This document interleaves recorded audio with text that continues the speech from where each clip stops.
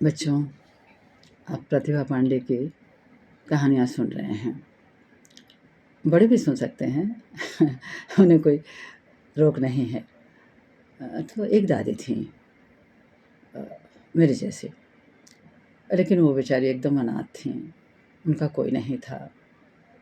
वो बहुत दुखी थीं, एक टूटी-फूटी झोपड़ी में रहती थीं और उनके झोपड़ी के सामने एक बहुत पुराना पीपल का पेड़ था। तो वो बेचारे उस प्रायः पीपल के पेड़ के नीचे बैठी रहती। क्या करती? कोई काम वो कर नहीं सकती थीं। कमाने-धमाने का कोई ज़रिया उनके पास नहीं था। तो गाँव के बच्चे सब दादी के पास आते, उनसे ढेर सारी कहानियाँ सुनते। दादी को भी अच्छा लगता उन बच्चों के साथ, उनका अकेलापन दूर हो जाता था।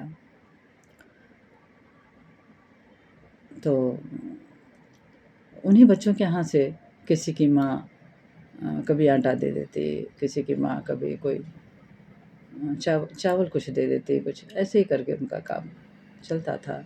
कभी खाती थीं, कभी नहीं खाती थीं, क्या करतीं? ऐसे उनके दिन बीत रहे थे। एक बार एक बच्चे ने अपने घर से उन्हें थोड़ा आटा ला के दिया। गर्मियों के दिन थे, तो उन्होंने किसी तरह से एक मोटी-सी रोटी बनाई और ठंडी ना हो जाए, नहीं तो फिर वो खा नहीं पाएँगे, क्योंकि उनके पास दाँत भी तो नहीं थे ना चबाने के लिए। तो इसलिए उन्होंने चूल्हे में उस रोटी को गरम रखने के लिए चूल्हे में रख दिया और वो बेचारी बाहर आ गई थोड़ी-सी हवा लेने के लिए, एकदम पसीने में डूब गई थीं। तो सामने ही वो पेड़ था, उसी पेड़ के नीचे आकर बैठीं।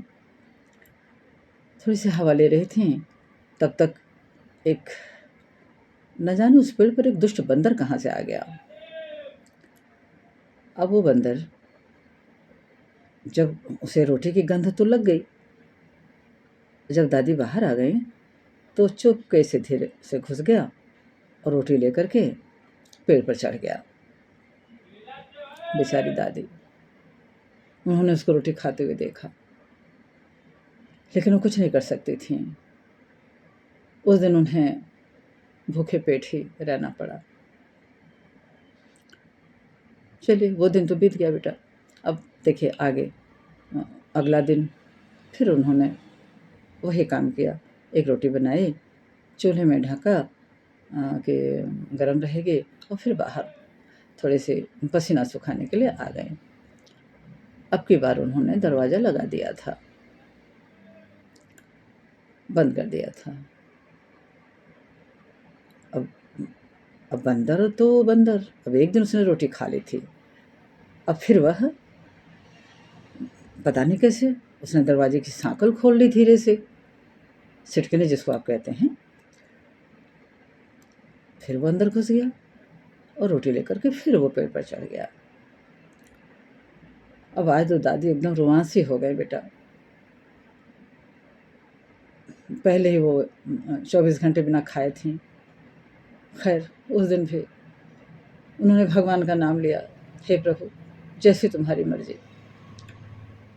फिर उस दिन भी वह केवल पानी पीते पीते ही वो उन्होंने दिन रात बिता दिया। अब अगला दिन आया, थोड़ा आटा और बचा था। अब की बार उन्होंने रोटी बनाई, ढकी और फिर बाहर निकल कर के सांकल तो बंद किया ही, उसमें एक छोटा-सा ताला भी लगा दिया और फिर आ गई वो हवा लेने के लिए। क्योंकि पसीने में डूबी हुई वो बेचारी वो बूढ़ी औरत, वो दादी रोटी ना खा पाती हैं और वैसे भी सूखी रोटी ही तो खानी थी, शायद नमक-वमक कुछ रहा हो घर में। अब की बार बंदर ने क्या किया कि वो उनके जो छप्पर था ना, जिस झोंपड़ी में रहती थी, तो झोंपड़ी के ऊपर छप्पर हुआ करता है बेटा घास-फूस का, उसने वो घास-फूस हटा लिया और हटा के वहाँ अंदर कूद गया और फिर वो रोटी लेकर बाहर आ गया। अब अब तो दादी ने सोच लिया था, ठीक है, बिना खाए तो हमको मरना ही है। अब तो ये बंदर, लेकिन बंदर को कुछ सबक सिखाना ही पड़ेगा। फिर उन्होंने कुछ बच्चों से कहा कि बेटा, अपने यहाँ, तुम्हारे यहाँ गाय है तो थोड़ा सा दूध मुझे ला दो, और एक बच्चे से कहा कि थोड़ा सा चावल ला दो, और एक बच्चे से उन्होंने चीनी मंगवाई। चीनी तो क्या उस समय रहा होगा, वो जो देशी चीनी होती है ना, लाल वाली, उन्होंने वो मंगवाया होगा। तो किसी तरह से उनसे तो न उठा जा रहा था न बैठा जा रहा था, लेकिन फिर भी उन्होंने एक हांडी में, हांडी जानते हो ना बेटा, मिट्टी की मटकी, तो उस हांडी में उन्होंने खीर बनाई। अब खीर की सौंधी सौंधी महक, क्या खुशबू थी, बहुत बढ़िया। बंदर सूंघ रहा था पेड़ पर से, वाह आज तो आनंद आ जाएगा। पहले से उसके जीभ में, जीभ से लार गिर रहा था, मुंह में पानी आ रहा था उसके। फिर दादी ने क्या किया, आग कुछ ज़्यादा जलाई थी, और जब तक खीर बन रही थी उन्होंने एक ईंट कहीं पड़ी होगी या किसी से मांग लिया होगा, उन्होंने एक ईंट चूल्हे में डाल दिया। और वो ईंट भी एकदम आग की तरह एकदम लाल, गर्म, एकदम गर्म। और धीरे से उन्होंने ईंट को धीरे से, जो एकदम ईंट गर्म हो गई, गर्म में यानी बिल्कुल गर्म, धीरे से उन्होंने, खीर तो अब ठंडी हो रही थी खाने लायक, लेकिन ईंट एकदम गर्म थी, ईंट को उन्होंने चूल्हे के बाहर रखा और जल्दी से वो दरवाजे के बाहर आ गए। दरवाज़ा उन्होंने खुला छोड़ दिया। बंदर फिर गया, जाकर के उसने क्या किया मालूम है, उसने देखा कि अरे वाह बड़ी अच्छी खीर है। अब वो तो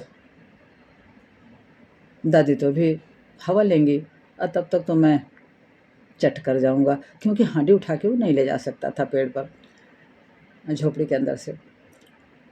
तो उसने खीर वाली हांडी नीचे उतारी चूल्हे से, और उसी ईंट पर बैठ करके उसने भोज खाने की सोची। लेकिन जैसे ही वो ईंट पर बैठा, अब आप सोच सकते हो क्या हुआ होगा, उसकी पूंछ जल गई,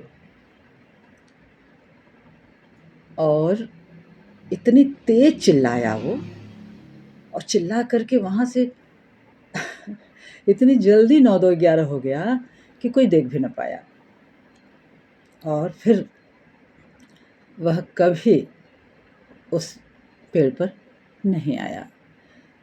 तो बेटा, जैसे को तैसा करना ही चाहिए। अगर आप उससे चूकेंगे तो वो तो आपको क्षमा नहीं करेगा, वो तो आपको कष्ट देता जाएगा, क्योंकि कष्ट पहुंचाने की उसकी आदत है। तो उसको तो सबक सिखाना होगा बेटा, ठीक है। आगे जीवन में ये दादी की कहानी याद रखिएगा। एक बार क्षमा करिएगा आप किसी को, लेकिन उसके बाद दोबारा नहीं, कभी नहीं।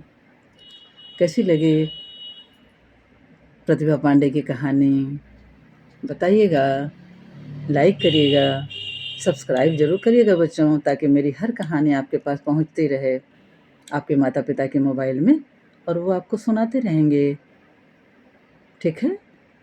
शेयर भी करेंगे ना, करवाएंगे अपने माता पिता से, अपने साथियों को, ठीक है। तो राम राम।